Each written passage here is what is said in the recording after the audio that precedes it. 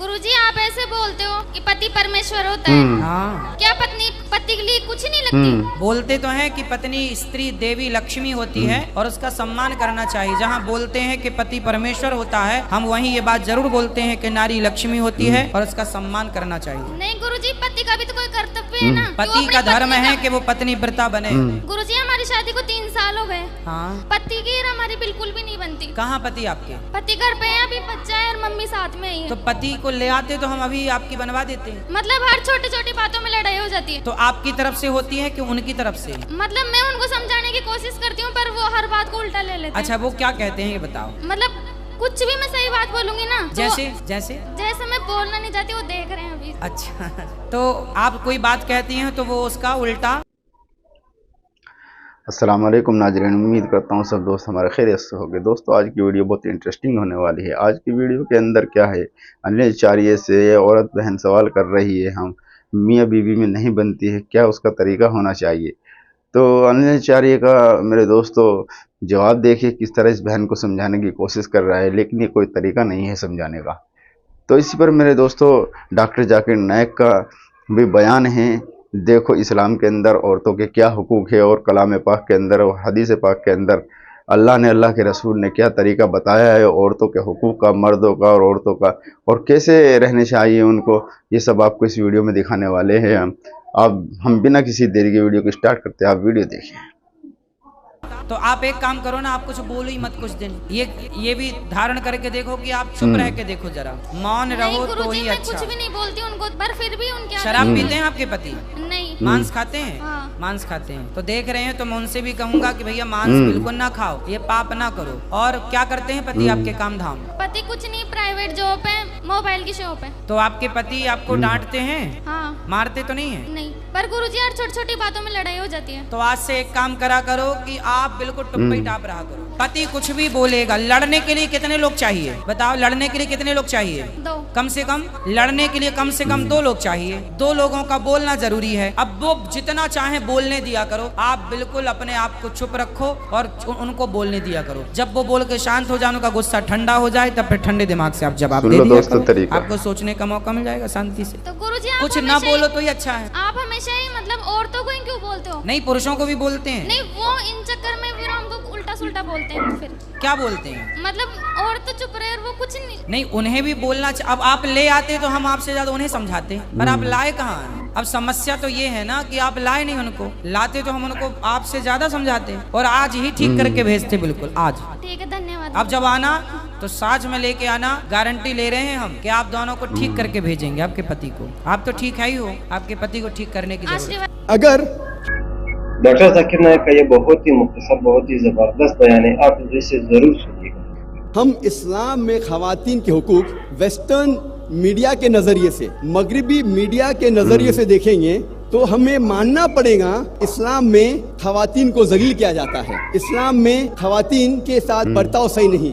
अगर हम इस्लाम में खवातीन के हुकूक वेस्टर्न मीडिया के नजरिए से देखते हैं, क्योंकि the western talk of women's liberalization is nothing but a disguised form of exploitation of a body, deprivation of honor and degradation of a soul। ये मगरिबी नारा आजादी निस्वा का हकीकत में औरतों के इज्जत को लूटता है, औरतों के आबरू को लूटता है, औरतों को जलील करता है। The Western society claiming to uplift the women have actually degraded her to a status of mistresses, of concubines, of society butterflies which are hidden behind the colorful screen of art and culture। ये मगरिबी तहजीब जो कहती है कि खवातीन को हम ऊंचा मकाम दे रहे हैं, हकीकत में उन्हें एक तवाइफ बनाता है, हकीकत में उन्हें रखेल बनाता है, उन्हें बाजार की जीनत बनाता है आर्ट और कल्चर के रंगीन पर्दे के पीछे। इस्लाम ने अल्हम्दुलिल्लाह 1400 साल पहले खवातीन को अपने हुकूक दिए। वो दौर अय्यामुल जहलिया कहलाता था। जब कुरान शरीफ नाजिल हुआ, वो दौर को कहते थे अय्यामुल जहलिया, द डेज ऑफ इग्नोरेंस। उस वक्त अल्हम्दुलिल्लाह इस्लाम ने खवातीन को अपने हुकूक दिए। आज की दुनिया की आबादी में से तकरीबन 20 से 25% मुस्लिम हैं और कई मुख्तलिफ मुस्लिम माशरे हैं। कुछ इस्लाम के करीब है, कुछ इस्लाम से दूर है। इस्लाम में खवातीन के हुकूक को जानने के लिए हमें मुस्लिम माशरे को नहीं देखना चाहिए, मुसलमानों की तरफ नहीं देखना चाहिए। अगर सही तरीके से आप जानना चाहते हैं इस्लाम में खवातीन के हुकूक क्या है, हमें तहकीक करना चाहिए इस्लाम के मजहब किताब की। जो बुनियादी किताबें हैं इस्लाम में, उसको हमें पढ़ना चाहिए जानने के लिए इस्लाम में खवातीन के हुकूक क्या है। इस्लाम में बुनियादी किताबें हैं कुरान और सही हदीस। कुरान और सही हदीस कभी भी आपस में नहीं टकराएंगे। मैं जानता हूँ कि इस मौजू पे इस्लाम में खवातीन के हुकूक अक्सर कई बार उलमाओं का इख्तिलाफ है। इसकी वजह है क्योंकि कई बार एक कुरान मजीद की आयत को देखते हैं और बाकी सारे आयतों को नजरअंदाज करते हैं। अगर कुरान मजीद को एक साथ में पढ़ा जाएगा मुकम्मल तौर पे, तो जितने भी इख्तिलाफ है अक्सर ये इख्तिलाफ दूर हो जाएंगे। अगर कोई 2-3 राय है तो सही राय जानने के लिए हमें देखना चाहिए सही हदीस में इसकी तफसीर क्या है। अगर ये इख्तियार किया जाए तो इंशाअल्लाह जितने भी इख्तिलाफ है वो मिट जाएंगे। इस्लाम में मर्द और औरत का दर्जा बराबर है, लेकिन बराबर दर्जे का मतलब ये नहीं कि औरत और मर्द हू बहू है। औरत और मर्द का दर्जा इस्लाम में बराबर है, लेकिन उसका मतलब ये नहीं कि औरत और मर्द हू बहू यकसा है। क्योंकि अल्लाह सुब्हानहू व तआला ने औरत और मर्द को फिजियोलॉजिकली डिफरेंट बनाया है, बायोलॉजिकली डिफरेंट बनाया है, साइकोलॉजिकली डिफरेंट बनाया है, फिजिकली डिफरेंट बनाया है। जिस्मानी तौर पे औरत और मर्द अलग है, जहनी तौर पे अलग है, डिपेंडिंग अपॉन द मेकअप। जिस तरीके से अल्लाह सुब्हानहू व तआला ने मर्द और औरत को अलग तरीके से बनाया है, उसी तरीके से उनका रोल जो है वो अलग है, डिफरेंट है। आज की इस तकरीर इस्लाम में खवातीन के हुकूक को मैंने 6 हिस्सों में बांटा है। इस्लाम में खवातीन के रूहानी हुकूक, इस्लाम में खवातीन के माशी हुकूक, इस्लाम में खवातीन के माशरती हुकूक, इस्लाम में खवातीन के तालीमी हुकूक, इस्लाम में खवातीन के कानूनी हुकूक और इस्लाम में खवातीन के सियासी हुकूक। हम पहले गौर करेंगे इस्लाम में खवातीन के रूहानी हुकूक पर। अक्सर गैर मुस्लिम को ये गलतफहमी है कि इस्लाम में जन्नत सिर्फ मर्दों के लिए है, खवातीन जन्नत में जा ही नहीं सकते, उनकी ये गलतफहमी है। ये गलतफहमी को दूर करने के लिए कुरान मजीद की एक आयत ही काफी है। अल्लाह ताला फरमाते हैं सूरह निसा में सूरा नंबर 4 आयत नंबर 124 में, वमन यामल मिनस सॉलिहाति मिन ज़क्रिन व उनसा, मतलब अगर आप में से कोई भी शख्स चाहे औरत या मर्द हो और वो अच्छे आमाल करता है और वो मोमिन है, तो इंशाअल्लाह वो जन्नत में जाएंगे और उसके साथ कोई भी नाइंसाफी नहीं होगी। अल्लाह ताला फरमाते वमन यामल मिनस सॉलिहाति मिन ज़क्रिन व उनसा, कि अल्लाह ताला कोई भी शख्स हो चाहे मर्द या औरत, अगर अच्छे अमाल करता है और मोमिन है तो इंशाअल्लाह जन्नत में जाएगा। अल्लाह ताला इस पैगाम को फिर से दोहराते हैं सूरह नहल में सूरा नंबर 16 आयत नंबर 97 में, कि अगर आप में से कोई भी शख्स चाहे मर्द हो या औरत अगर अच्छे काम करता है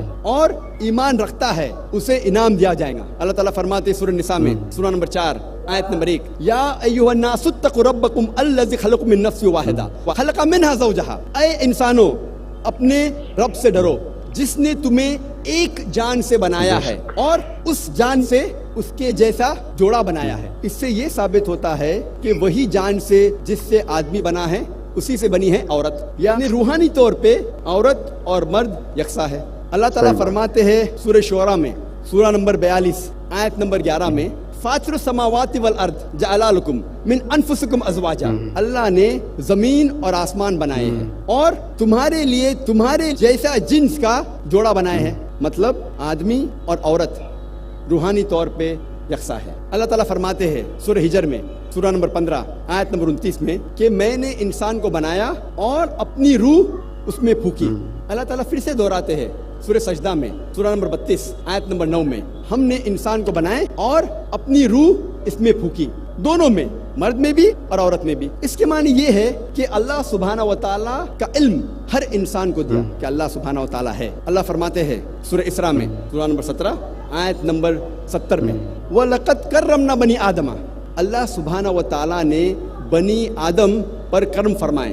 अल्लाह सुब्हानहू व तआला ने सारी बनी आदम पे रहमत फरमाए, चाहे वो आदमी हो या औरत, चाहे काला या सफेद, अमीर या गरीब, हर बनी आदम, हर इंसान पे अल्लाह सुब्हानहू व तआला ने कर्म फरमाए। इस्लाम के अलावा और भी दूसरे मजहब है जो ये मानते हैं कि इंसानियत एक जोड़े से बनी, आदम अलैहिस्सलाम और बीवी हवा से। इस बात को ईसाई भी मानते हैं, लेकिन ईसाईयत में ये सिखाया जाता है कि इंसानियत गुनाह में पैदा हुई है और इसके कसूरवार है औरत। और वो कहते हैं क्योंकि बीवी हवा ने आदम अलैहिस्सलाम को फल खाने पे मजबूर किया, बहकाया, इसीलिए इंसानियत गुनाह में पैदा हुई और वो सारा इल्जाम इंसानियत को गुनाह में पैदा होने के लिए औरत पर डालते हैं। इस्लाम में हम मानते हैं कि सारी इंसानियत एक जोड़े से बनी है, आदम अलैहिस्सलाम और बीवी हवा से। लेकिन कुरान मजीद आप पढ़ेंगे तो कुरान मजीद में कहीं भी इल्जाम सिर्फ औरत पर नहीं डाला गया है। आप अगर कुरान मजीद गौर से पढ़ेंगे